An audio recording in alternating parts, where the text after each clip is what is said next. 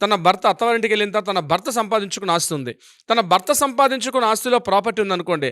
ఆ ప్రాపర్టీలో కూడా నేను భార్యని కాబట్టి, నా భర్త పేరు మీదకి ఆస్తి ఉంది కాబట్టి, నాకే యథావిధిగా చెల్లుతుందని చాలామంది అనుకుంటారు. చాలామంది మా దగ్గర క్లయింట్స్ కూడా అలాగే వస్తుంటారు. సార్ మా హస్బెండ్ ప్రాపర్టీ కదా! నాకు ఆటోమేటిక్‌గా వచ్చేస్తుంది కదంటే, మీ భర్త గారి యొక్క ప్రాపర్టీ మీరు భార్య అయినప్పుడు కూడా మీకు రాదు. ఆయన బతికున్నప్పుడు ఆ ప్రాపర్టీ ఆయన ఎవరికైనా ఇచ్చుకునే హక్కు ఆయనకుంటుంది.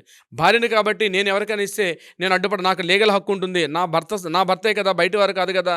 నా భర్త సంపాదించుకున్న ఆస్తి మీద నాకు ఆస్తి హక్కుంటుంది. మీ భర్త అయినప్పటికి కూడా అతను బతికున్నప్పుడు అతను ఎవరికైనా క్రయ విక్రయాలు చేసుకోవచ్చు తప్పించి, ఆ ప్రాపర్టీ మీద మాత్రం ఎట్టి పరిస్థితిలో భార్యకి కూడా హక్కు ఉండదు. భర్త చనిపోయిన తర్వాత మరలా క్లాస్ 1 లీగల్ హెడ్స్‌గా మనం డివిజన్ చేస్తాం.